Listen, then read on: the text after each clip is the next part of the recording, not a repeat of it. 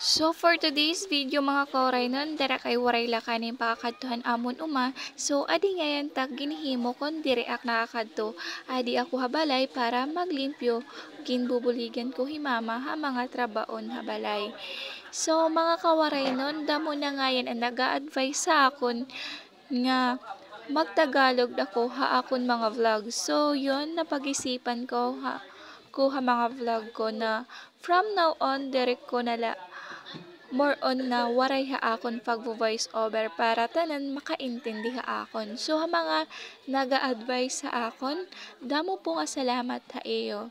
So yun, pasensya na ngayon mga kawaray nun. Amo nga, mula ngayon init amon balay, didi ha bukid. As usual, duha talagat amon balay, hapulangi, and proper han kalbiga. Then, ang napipirmihan namon na balay, adi po ha barangay Minata, didi ha lower.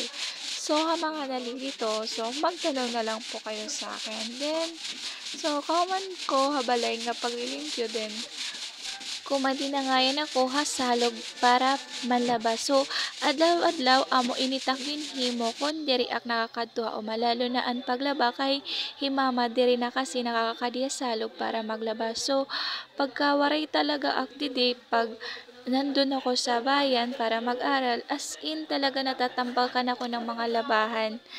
Kasi nga, di naman makapaglabas si mama sa kadahilanang na mahirap yung tubig. So, sa mga kawaray nun nga atuhit lugar nga makuri it tubig.